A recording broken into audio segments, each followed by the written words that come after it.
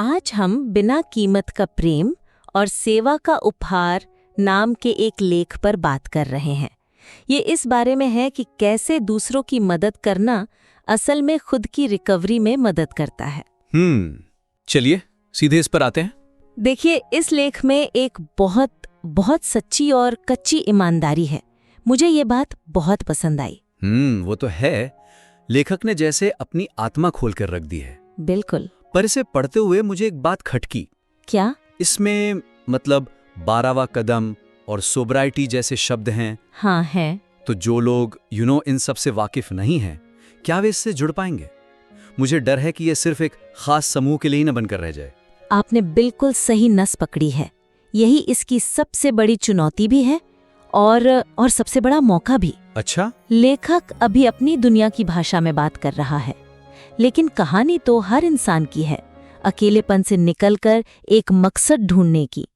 उसे बस इस अनुभव को सार्वभौमिक बनाना होगा। तो आप कह रहे हैं कि तकनीकी शब्दों को हटाकर भावनाओं पर। हाँ, देखिए, लेख की भावनात्मक पहुंच को व्यक्तिगत अनुभव से सार्वभौमिक सत्य तक और गहरा किया जा सकता है।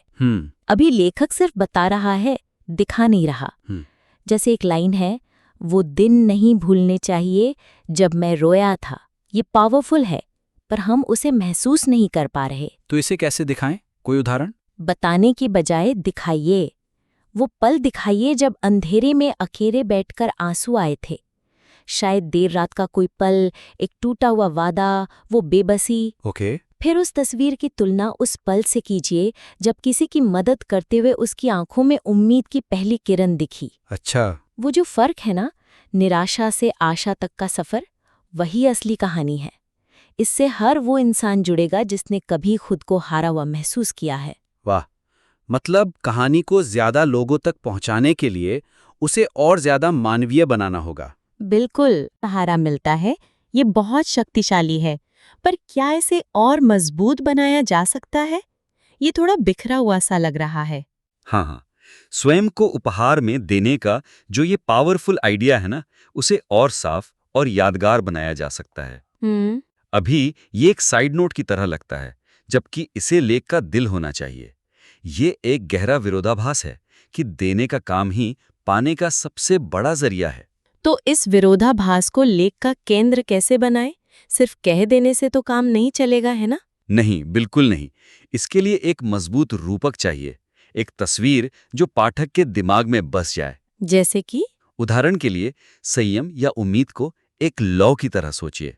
एक लौ, ओके। जब आप अपनी लौ से किसी और की बुझी हुई मोमबत्ती जलाते हैं, तो आपकी अपनी लौ कम नहीं होती, बल्कि कमरा और रोशन हो जाता है। ठीक वही। और उस साझा रोशनी में आपकी अपनी लौ और भी स्थिर और भी मजबूत महसूस होती है। ये तो बहुत अच्छा है। ये रूपक अपनी संयमितता को मजबूत बनाने जैसी अमूर्त बात को एक ठोस और काव्यात्मक छवि दे देता है। तो क्या लेखक इसे सिर्फ एक बार इस्तेमाल करे या? नहीं, इसे पूरे लेख में बुना जा सकता है। कहानी की शुरुआत एक टिमटिमाती, बुझती हुई लौ से हो सकती है और अंत एक ऐसे रोशन कमरे की तस्वीर से जहां कई लौ एक साथ चल रही हैं। इससे पाठक सिर्फ एक विचार नहीं, बल्कि एक पूरी भावनात्मक यात्रा साथ लेकर जाएगा। एग्जैक्टली।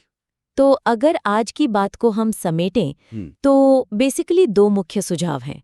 पहला, इसे कुछ लोगों की रिकवरी की कहानी से निकालकर हर इंसान के अकेलेपन से मकसद तक के सफर की कहानी बनाना। और दूसरा, उस गहरे विरोधाभास को कि देने में ही पाना है, एक खूबसूरत तस्वीर के जरिए कहानी का दिल बनाना है। जैसे वो मोमबत्ती से दूसरी को जलाने वाली बात। हाँ, जो न सिर्फ आइडिया को समझाती है, बल्कि उसे महसूस भी कराती है। ये हमारे कुछ सुझाव थे। जब आप इन पर काम कर लें तो हमें अपना लेख फिर से भेजिएगा। हाँ, हमें ये देखने में बहुत खुशी होगी कि ये कहानी क्या नया रूप लेती है।